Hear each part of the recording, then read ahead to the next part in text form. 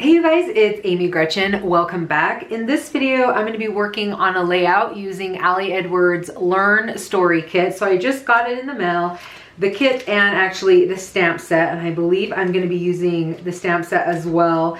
But the first thing that kind of stood out to me was this wood veneer that says Lessons Learned. And I've been compiling for a while, and I can't say it's something that I do every month or every day or even every month, but every now and again I'll go to my notes on my phone and I'll write down something that I learned. So I ended up just like compiling a list of stuff that that I've learned over time, and I would say this has been in the last couple of years. So it's, for me, it's pretty current. And I was thinking of ways that I could incorporate this because I really loved this. And I determined that, you know, I could obviously do something like this and just have the list and the journaling below it, and I wouldn't even need a photo, right? And in fact, I'm not even going to do a photo for this. I thought about it, but I don't think I'm going to. So I decided what I wanted to do is kind of create this flip and have the journaling or this actual page on the outside of the page protector. So I will not be putting this in plastic. And I want it to kind of be a flip. And so I made this just on regular text cardstock to see, and forgive my doodling. I was just messing around. But I was thinking that this would then become what is the page turner, or allow me to flip it, and then I could flip it open and I can get the rest of my journaling. And now that I'm looking at it, maybe I will find a photo that I can put right here on the inside. I hadn't really thought about all this white space, but what I was also thinking about doing on the back side here is some stamping. So I was thinking about doing that. I haven't done that yet, so I don't know if that's something that I will love or not, but you know, I feel like I have a plan, but I haven't executed it, so I'm not 100% sure how it's going to work out. You can see that I'm going to need to trim this paper down as well because I do want it to fit into the album. I'm going to see if I can't remember if I trimmed a full ½ inch off of this or not. Yeah, it looks like I did, because I could make it, I have one of the page protectors here. I could make it a little bit bigger. Oh, that's just maybe like a 1/4 inch bigger because of the page protector. So I'm going to trim this down and then I'll be back. All right, so I went ahead and cut off the bottom off screen because I was using my big cutter. But I just wanted to give you the exact dimensions. If you wanted to create something similar, you definitely could. And you can see that I actually just printed it off on an 8.5 by 11 piece of paper. So it's super easy to be able to do. So the entire length of it is 9 by 3/4 of an inch. And the height is 8 1/8 of an inch. So you could probably make it 8 inches if you wanted, but I just went with 8 1/8 of an inch. And then the score line is actually at 6.5 inches, which makes the flap 3 1/4 inch. So hopefully you're able to follow that. I will definitely put the dimensions on the screen just because there was a lot of them there, but it's super easy to make as long as you remember to leave. I think I left like 3/4 of an inch on the left side where I was going to poke the holes, and then the actual writing, the actual journaling, I think was probably a little less than 6 inches, or the space that I used for the journaling. So anyways, that is the dimensions there. So like I mentioned earlier, I wanted to create some type of pattern on the outside of the flap, something that the wood veneer Lessons Learned could sit on, so it wasn't just going to be something, you know, just a white space.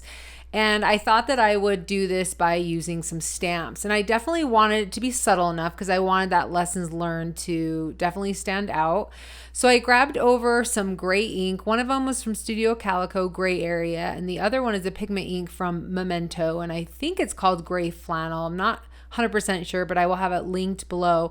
I really like both of them. One of them is a little bit cooler and one of them is a little bit warmer. I can't remember which is which now, but I was struggling a little bit and I couldn't decide if it was the color I was struggling with because there's so much text, or if I was struggling with the color. So you can see that I pulled over Ali Edwards pink ink, and that just was too subtle. And then you can see that I'm pulling over this teal ink and trying that out. So one of the things that I think I was really struggling with the most is the lessons learned is Ali's beautiful handwriting. And then the stamp that I was trying to use, it said lessons from today or something like that. It's also Ali's handwriting. And so I was really struggling because I wanted the type to be a little bit different, and that's kind of why I pulled over this circle, because I was hoping that I could, you know, create a pattern with that, but I just wasn't loving it. And I think partly it had to do, I just wasn't finding the right colors to use with it. So I decided, why not look into the rest of the kit and see if there's a pattern that I can use. So I grabbed over the 4x6 cards and was delighted to see that there was this plus sign pattern. Really love this plus sign. I've seen it in different colors throughout some of Ali's kits. So what I decided to do, since I have the digital version, because if you get the stamp and you get the story kit, you get the digital version for free, which is super awesome. I decided to, you know, in Photoshop, I stacked the cards together. It was super easy to put it together. I didn't have to do anything more. And then I turned down the opacity so it wouldn't be that bright pink. You can see it's definitely more subtle than the actual card. And I went ahead and printed that out. And then also I had printed out a photo. Now this photo is 8 1/8 inches by 3 1/4. So the inside of that flap is 3 1/4.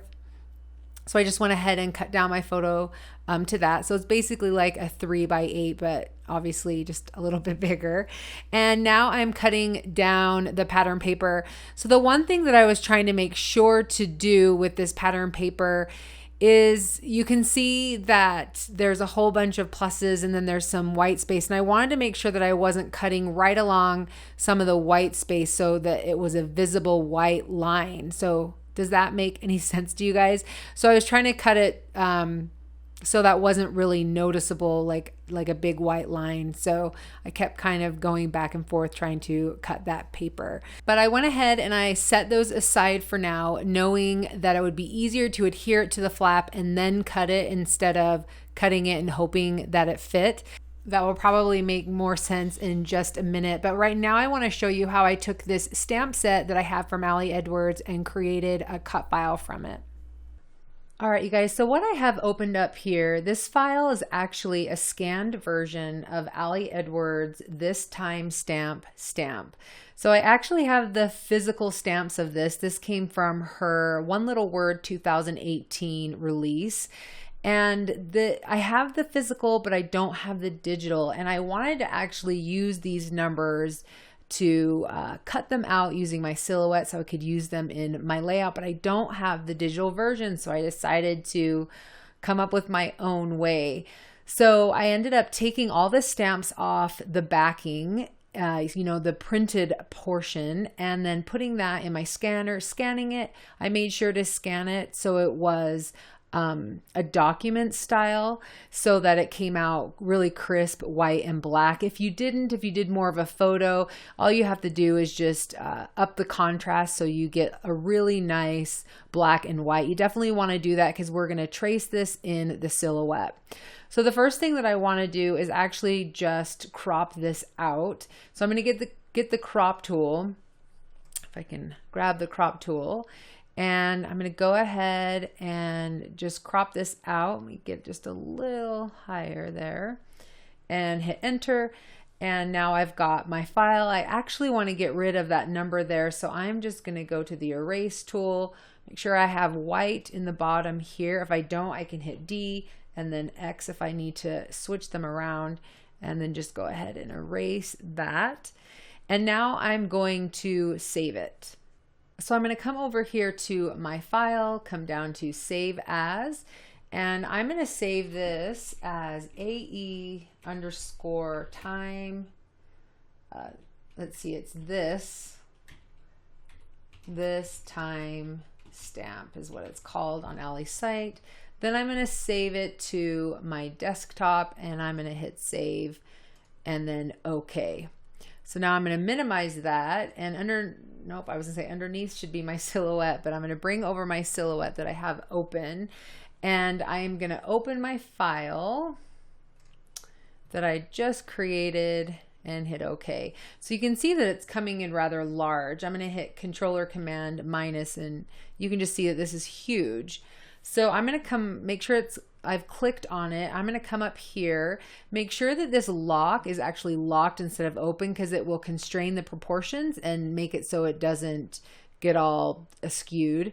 And I believe I want this to be around 4 inches, I think is close enough to the file that I want here.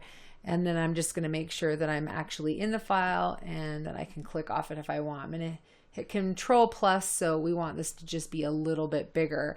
In order to get this hand, this small hand here, I'm just hitting the Shift key, and that way I can move this document around.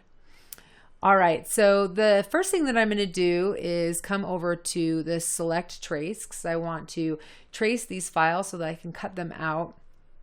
And I can play with this threshold a little bit just because I want to get the most black I can, because right here and right here it's pretty thin. When I'm cutting it out, I'm a little afraid that I might have some issue there. So I want to make sure I get it as big as I can without getting some of these spots. I'm going to see if this messes with it. So maybe that is the best I can do right there. And then I'm going to actually do this trace and detach. Now, I am not, like, silhouette is just something I have dabbled in. I haven't really worked in it too much. So I don't know if this is a necessary step to actually detach this file, but I'm just going to do it. So I went ahead and I detached that from the white background, and I'm going to select it, and I'm just going to hit delete. Now I'm going to redo this whole thing again. And like I said, maybe if it had a white background, I didn't necessarily need to do that. I could have just traced it. I want to make sure it's solid fill like before. I'm going to go all the way up. Maybe back to 90. Let's go to 97 where we were before, and I'm just going to hit trace here. And now you can see that I've got the file traced, and I'm going to hit Control Z so I can bring it back.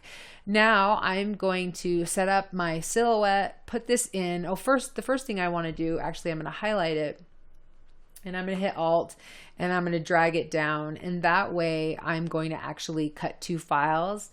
And I might, to be honest, want to do it one more time. Whoops. I've got to highlight them all first. And I'm going to Alt and drag. And that way I can cut 3 different files, and then I can stack them on top of each other and kind of make dimension. If I don't want to do that, I'm just going to have some extra. So I'm going to get my silhouette ready to go, and I'll show you how I do that here. I'm going to hit Send. And this is actually set up. You can see that I was cutting some stickers before. I am going to come down here to cardstock. I'm going to do this heavy. I'm going to do an 80-pound cardstock. So that's what I'm going to do. You can see that it's giving me my settings here. And then I'm just going to put it through the silhouette. All right, you guys, you can see as I'm pulling away the cardstock from the cut files that I actually made a change. So I did cut the large numbers first, exactly like I showed you. And then I realized, I don't know what I was thinking. I definitely wasn't thinking. I have 17 little lessons that I learned, and I clearly made them way too big, those first numbers. So I realized, oh, these numbers need to be smaller. And then of course I wasn't thinking again, and instead of just like cutting out the actual numbers that I needed, I ended up cutting out a ton of numbers, and then I ended up being 1 number short, which was a 1, which is kind of unbelievable that I actually almost had exactly what I needed. So if you're going to do like me, I would suggest just cutting out the numbers that you need. So the first files that I cut, that was the original stamp size. And the second size, what I ended up doing is I just took the original cut files and I made them smaller, and they are about 1/2 inch tall. So that is the size of it. And then I just went ahead and copy and pasted multiple cut files right on the same piece of paper so that I could get a lot of different numbers. You can see that, gosh, I think I did it maybe 5 or 6 times, and I just did it on the same sheet of paper, which was awesome because I didn't have any wasting there. And what's good about this now is I do have some extra numbers that I can use for other projects. So you can see that bowl in the top. I'll just end up pulling those off and then sticking them in the top so I can use it later. Now, one of the things that I did want to do is I wanted to be able to stack these numbers so they had a little bit more dimension, so they'd kind of look more like an element, like a chipboard, but I didn't have enough. I definitely didn't have enough ones. So like I said, if you're going to do something like this, I would suggest just printing the actual numbers that you need. And I'm not, like I said, I don't know why I didn't think of that at the time, or even count how many little stories or how many lessons that I had until I'd actually cut the file. So I definitely, if I do anything like this again, I will definitely go ahead and count. I think this would be a great thing to do maybe for December daily, telling like things that you're grateful for or what joy means to you, or little stories from the day or something like that. It'd be really cool to be able to count those down. So I just went ahead and I actually ended up having to print another number 1, and I adhered everything down. So I skipped through adhering all of it down just because you guys would be here forever. And I promise you don't want to see me adhere everything down. So now I'm actually just going to finish this off by putting on the paper on the outside. Like I said, I was trying to get it so I didn't have any awkward white lines. And I'm kind of messing around with it a little bit. You can see that I'm like, oh no, did I cut it in the wrong way? But I'm going to call it good. So now I'm just using my adhesive and I'm just putting all around, definitely getting right to the edge because I don't want this paper to pill up. And then I'm going to adhere it down. And what I'll end up doing is I think I adhere it down so it's hanging off the fold edge. So then I will go ahead and then just cut off the excess. So that's kind of what I was saying earlier, that it's easier to make the paper a little bit bigger so that you can cut it after you adhere it down, just because it makes it so much easier. You know, like you can see how I'm trying to get it in the exact spot, and that's because I want the plus signs in the exact spot.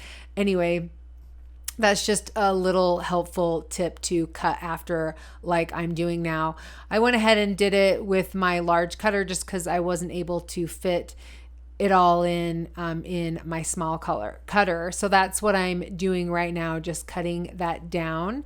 And then I'm going to go ahead and adhere the photo on next. So it's basically, or maybe not. I was going to say, do I end up putting this down? But I thought I'd adhere the photo down first. I think I was just marking exactly where I wanted that wood to go, so I knew where to put the adhesive. So again, I'm doing the same thing. I'm trying to get the adhesive right along the edge. You could actually put the adhesive on the paper, the pattern paper, or on the photo. You could do either way. So again, I just went ahead and cut that down just so it was very crisp and clean against the paper. All right, so I'm thinking of maybe adding a little something more, a little embellishment, if you will. So I'm looking at those stars, really like the stars, and then I'm going to go to the chipboard. One of the things that I really love about this die set, because I've seen this die set a couple of times or a few other times, is those triangles. So I really love the triangles, and I was trying to maximize or use that black space. So there's quite a bit of black space there. So I was really wanting to use that black space, but I kept going back to the triangle because I like that it feels, they're big, and I like that it feels very directional. It's pointing, you know, up, or it's pointing down, or it's pointing this side. Like it's really pointing in the direction you want.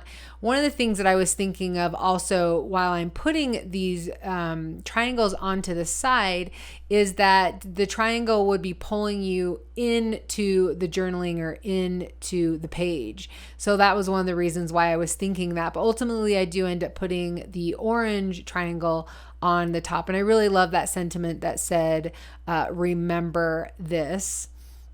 So now I just went ahead and put some adhesive, some Tombow mono adhesive on the back. I like that liquid adhesive, and I'm just gluing down the wood veneer, you know, trying to get it so it is, you know, in the right place. But the one thing I like about that glue is that you have a few seconds to move it around before it, you know, sticks for good.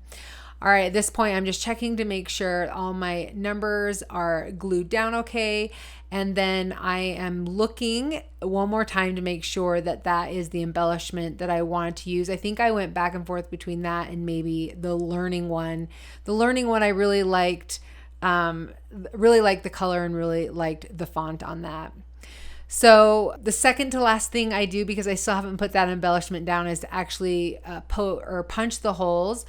So I just grabbed over a plastic sheet to help me know where to start the holes, and then I flipped over that punch upside down so I could see where I was punching it and went ahead and punched out the holes. I find that to be the easiest way. And now I am adhering on the embellishment, and I am going to slip this into my book. So I wanted to show you exactly how it sat in the book, so since it's not going to be going into a page protector. Oh yes, and the last thing that I did is I went ahead and I added, with some light gray ink, I added the date that I wrote my last bit of journaling. Like I said, I did write this journaling over time, but it was just the last bit of journaling, or actually when I worked on the layout.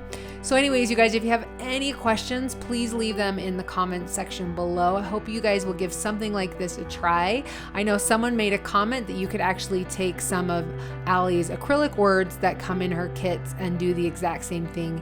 You totally can, and I hope that you will. All right, you guys, thank you so much for being here, and we will catch you in the next video. Bye.